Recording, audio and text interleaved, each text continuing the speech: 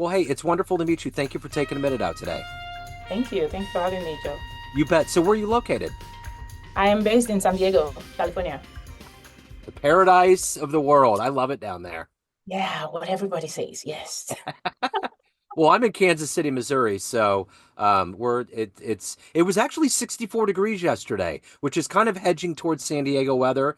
And then, as Missouri does, like today, it's in the 30s. So it's well, Back. Wow. yeah. Yeah.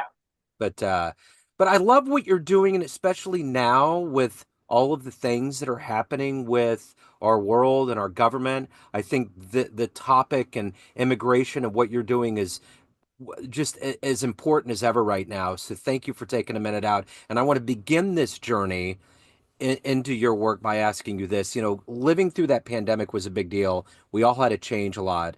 And now that we've entered a new year, a new administration, a new focal point on immigration, how did you get through that time period that's affected the way that you operate now? Well, okay, so two aspects of the current climate that makes it feel very similar to me to 2020, like a time in history. Yeah. 2020 was a time in history for a whole bunch of things. And it was for me as well. I'll explain in a minute. And this year kind of feels the same.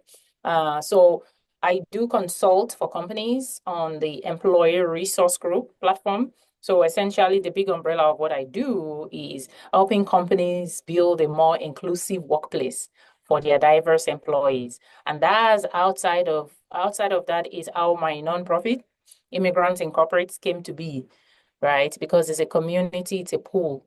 Um, and so I kind of feel like I'm hit on two areas this season. It's kind of like companies, wanting to do the work within the organization, and then immigrant professionals that work in corporate America and under all these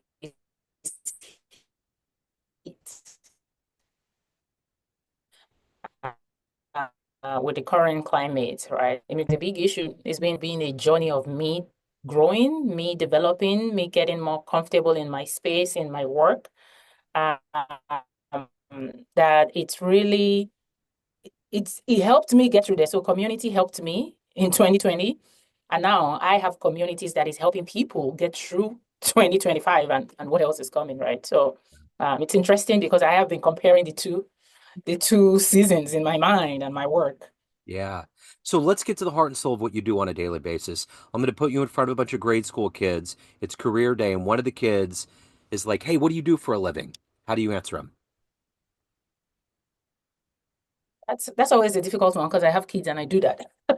Yeah. Because I think it was easier when I was a scientist because kids are beginning to understand what a scientist means. Uh-huh. But as a scientist, I don't mix chemicals and I don't sit at the bench anymore. I work with companies to apply science to determine how to best support their people. So every day I am looking at numbers, I am looking at organizational data and helping the leaders to understand what's going on here so that we can, make sure that our systems and our policies are making everybody feel seen, safe, heard so that they can do their best to work. So it's not a great school explanation, but that's the best I can come up with. Yeah, no, you're fine. You're fine. So, what did you want to be when you were that age? What was your dream life? Oh, when I was young, I it's funny because the only career that I kind of remembered when I was young was I wanted to make beautiful clothes, Yeah. which sounds weird when I think about it. But then I have thought about it and I used to analyze it. Like, what was it about that? I loved seeing things come out beautiful. Yeah. And I always had a lot of curiosity as a child, which is kind of how I ended up in science, to understand the process. How did they get from here to here? Yeah. Right? We see these beautiful clothes, we see beautiful pictures. I always wanted to like dig in and break things apart. Like, how did they get here? I wanted to, go to factories Yeah. and see assembly lines. Like, I want to understand. And then once I understand the process, I appreciate it more, but then I move on to the next thing. So I got into sciences. I was in biotech. I got my master's in biotech, and then I think the evolution of that is then understanding that when you see companies and find products, there's a lot that goes into the organization to make those products come out the way they do for the end user. So take me back to where you were born and raised, and how are these seeds of science and helping people that are coming into this country? How did all of this become your destiny? I was born in Nigeria, West Africa, and honestly, I didn't have dreams of like living abroad. I mean, I wanted to get my education abroad because my dad was a professor of mathematics. So I did grow up in a very academic space, a lot of professors' kids and being on campus, right? So even though I grew up in Nigeria, in a small town in the western part of Nigeria, and the southwest part of Nigeria, my curiosity was always nurtured. And I was very close to my dad. And of course, if you have a dad who is a mathematician, you know he's already like smart. So I'll say he was my first mentor. And it didn't matter what I said, I wanted to be or I wanted to do, he was always like supportive. Yeah. And so because he got his master's and his doctorate in the UK, I kind of had those thoughts that, oh, I also want to get a degree outside of the country. I didn't necessarily have a country preference. Um, but yeah, so I got into sciences. Initially, he wanted me to be a doctor. And then I was like, I don't like the sight of blood. I don't really think this medicine thing is for me. And so that's why I got into biochemistry because the idea was that I would go into medical school. But then I did an internship at a huge corporation back in Nigeria. And I was like, this is what I want. I want to work with people. I don't necessarily want to work with blood. And I just was grossed out by the hospital. Yeah. And I told him I want to work in companies. So I ended up doing two internships that I really loved at two big companies. And I was like, this is what I want to do. I want to work within manufacturing organizations and people that are making stuff that we use every day. And so it was supportive of that. So when I came into the US, it was on a student visa to study my master's in biotech. And at that time, I wanted to like do food biotechnology. I wanted to learn how to make food and, DNA with food and be able to solve the food problems in Nigeria and all of that fun stuff. I never did go back. I ended up getting a job in a big biotech company here in San Diego after graduation. And yeah, and I've just stayed.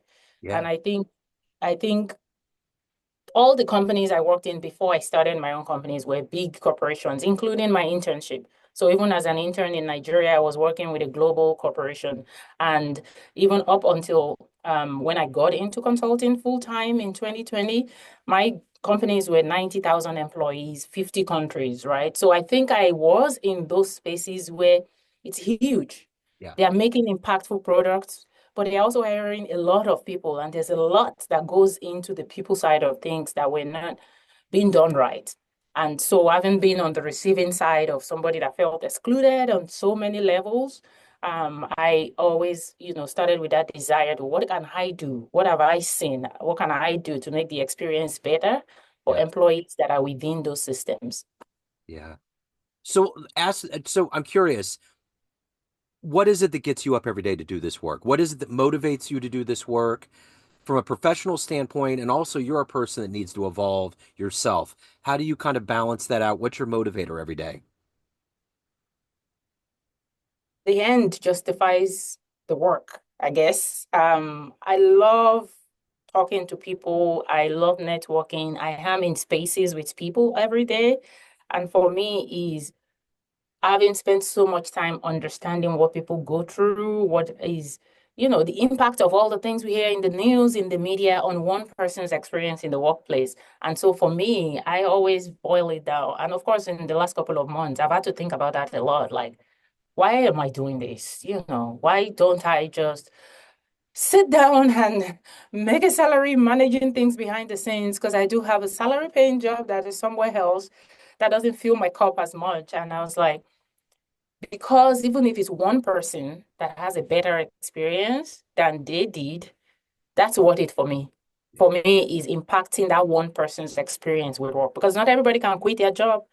Not everybody can be an entrepreneur. Some people are within these corporate machines, right? Some humans, actual people's livelihood are in there. and they're struggling and there's, so much impact. So if I can make a difference for one person's experience, that's awesome. Yeah. Yeah. So let me ask you this. Of all of the things that you've done and accomplished in your life, what's the biggest risk that you've taken? Oh, the biggest risk. Okay, so I think two things come to mind when you say biggest risk, and maybe it's a season in life. I think even coming to America was a risk Yeah. because I didn't think about it at that time. I come from a large family, okay? Like I wasn't escaping to come to America. Yeah. I chose to come to America. My dad was the first of nine kids. My mom, second of five, Yeah. right? So I come from a large family background. I have four siblings, grew up with cousins. I grew up with this rich environment where I know I'm loved. And I decided to go to another country. I quit my corporate job in Nigeria. I got my visa. I gave all my stuff away and I went to my family to say, hey, bye, I got admission. I'm going to this other country with just two luggages. And that was crazy because I didn't have family in America. Yeah. I had family in the UK, so my parents would have been a little less nervous if I had gone to the UK. But I came to America, and the only experience I had with America was TV shows Yeah. that I watched, right? So I think that was a huge risk. But I also think I was able to take it because I know I have my family. Like, what's the worst that could happen? The worst is that I won't like it and I'll come back home. Yeah. So I think that was huge. But then when I think about 2020, and what compared to that next is 2020 when I quit my corporate American job in the middle of a pandemic. I Yeah. had a six-figure job in corporate America. I had well-positioned, great mentors who thought I was on the right track. And I put in my 3 weeks notice within 24 hours start. Like I talked to my husband and I'm like, are we going to be okay? I really am done. I really am tired. I didn't know the next thing. I didn't have my business mapped out. I was just exhausted. Yeah. And so I put in my notice and that was very scary. Yeah. Yeah. That's huge. So let me ask you this. If you had a dream tonight and you run into the 18-year-old version of you and you could give that young version of you a piece of advice based on this life you've lived, the wisdom you've gained, what advice would you give that younger version of you? Trying to think what I was doing at 18. I was in college, probably not worrying about anything except how to get through the classes. Yeah. Um, but I think if I could give an advice to 18-year-old me, it would probably be the same thing that I'm learning every day now, which is enjoy the moment you are Yeah. and don't be afraid to reach for the next, right? Like having dreams and visions and goals doesn't negate the fact that this is where I am right now. Yeah. Like live in that moment, enjoy it, love it. You are never going to come back to it, right? 18-year-old me was in college in Nigeria. I mean, I miss college. Yeah. I miss being in college. I miss my friends that I had then. I miss not having to worry about bills. Yep. I get Right. it. So it's good to have dreams. And I absolutely always set goals for myself, but it's also this is where you are now. This is the life you are now. This is the location you have now. So live it. Yeah. Love people, be with people, be present, learn from people, and just keep moving. Yeah. For sure. So if you can meet anybody on the planet right now that you find fascinating, that might benefit you in your walk or your professional Oh, journey, who would you love to uh, meet and talk to? Michelle Obama. You Yes. know that? I've thought about that so many times. I was reading her book when I quit my job in 2020 Yeah. about becoming, and I think she represents a lot of. I grew up in a place where gender inequity was the big issue. It wasn't about race. We had a lot of stuff in Nigeria, but gender was the big one that really impacted me. Was Yeah. girls not being, the expectations of girls. And for me, I've always just loved that Obama is his person. Michelle Obama is our person, Yeah. right? Like great mom, beautiful, bold woman. Like I love that she had her identity and it was clear what she was about and she knew who she was and she embraced the journey. I mean, she was a career person, but she's also like was a wife and that just speaks to a lot of me right now was trying not to lose your identity while supporting your family and having your own authentic self. So Michelle, hands down. Absolutely. That's a great book. Yeah. And when people were talking about her possibly running in this race, I was like, you haven't read her book because she's done. She's not gonna. She's not going to get anywhere near politics, Yeah. you know? Yeah. Politics, I've had to pay more attention to politics just because I have this nonprofit now around immigration and inclusion, and I've, written a book around the topic, and I get asked the question, do you think policies will make an impact? And so I started paying more attention, but I Yeah. really think it changes you, and I don't know, there's just a low level of trust for me personally Yeah. with anything that is tied to politics. Me too. So, I get yeah. it. So, of everything that you've done and accomplished in your life, what are you the proudest of? Oh, my kids. My Yeah. kids. I had my first when I was 29. And I remember I didn't have a lot of friends that were my age that had kids and a career. Yeah. It was either or. It was you have kids or you pursue your career. And I absolutely wouldn't change the timeline or the Yeah. fact that I did. I have three of them, 11, 12, and it just on 5. And Yeah. I had all of them, three different companies, three different work scenarios. Yeah. And I just think it wasn't easy, Yeah. but it's like my legacy. That's my legacy. That's, raising adults in this world, in to be matured people. There's no perfect timing. Yeah. And so I'm so glad that, I had them when I did, and I'm raising them now. Yeah. So, at the end of the day, everyone has a perception of you, family, friends, clients, colleagues, everyone around you, but you run the show. What's your perception of you? Who do you think you are? What's my perception of me? I think I'm a go-getter. I Yeah. think I go for it, but I think I'm also becoming. I think I give myself room to grow because I don't, there are things I didn't know yesterday or 5 years ago, and there are things I don't know happening 5 years from now. So I think constantly evolving, learning, and growing. People think I do a million things.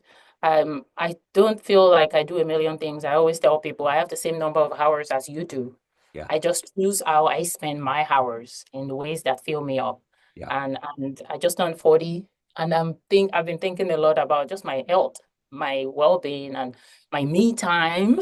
Yeah. So I think I do well, it sounds to people like I do a lot of things, but I think I do. I think I do a lot of things, but I think I'm also very intentional about it Yeah. and very thoughtful about it because there's a bigger picture, there's a bigger goal. And so if I can do 5 things right now because I know it pushes me towards that one thing, then I'm going to do it. Yeah. So, if anyone wants to reach out, they have questions, they want to learn more, delve into your world further, any of the good business, where do they go? I'm always on LinkedIn. LinkedIn is usually the best place to find me. Yeah. Talking about social media platforms, I am on Facebook and Instagram, but LinkedIn is the easiest way. So Lola Adeyemo on LinkedIn. And I host employee resource group communities every month. I also have a nonprofit, Immigrants Incorporate Inc. is a nonprofit. We have a membership platform. We always have programs every month. So if you check on the website, you can join for free. And I'd love to, have people come hang out with us. Yeah, absolutely. Lola, this has been wonderful. Thank you so much for your story. Thank you for your time. Best of luck with everything. Thank you, Joe. It was great chatting with you. Absolutely.